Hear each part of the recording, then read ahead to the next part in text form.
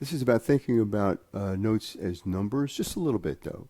So if I know that my 1 and 5 exists on adjacent strings in most cases, uh, that gives me, if I know that for a fact, right, that really helps me do a lot of stuff. So I'm going to count from, this is counting from 1 from your 5 string. Wherever my 1 note is, the 5 is going to be underneath it, and that means the 6 is going to be a whole step below. So don't think about the 1 as being on the bottom. A lot of people get confused about that. The 1 is actually, picture this, picture a set of stairs, right? You're on the first floor. You could go down to the lobby, or you could go up to the second floor if you want. So that's where C is for us, kind of in the middle, right?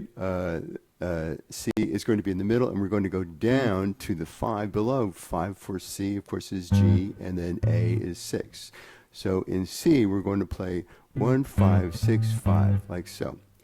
Then I'm going to play that pattern, that 1, 5, 6, 5 pattern, inside another pattern of chord changes, and that's going to be 1, 4, and 5.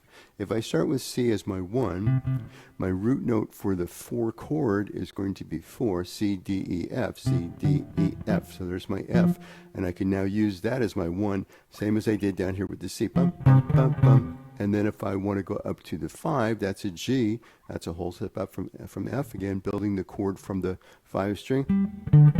1, 5, 6, 5, and then back down to 1. So here it is.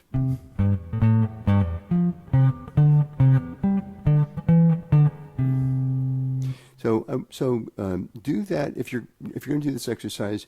Do it slowly enough so that there's no changes in the transition. This is where people tend to get stuck, right? Now where's that next note at? Oh, it's up here. See, big gap of time in between the first set of notes and the second set of notes, because you got to accommodate for figuring out where your 4 note is.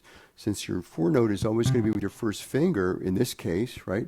Figure it out now. Here's 1, here's 4, here's 5, here's 4, here's 1. And do that a few times, and that'll help you orient what position you're in and where your first finger goes, and that tells you where the rest of your fingers go to.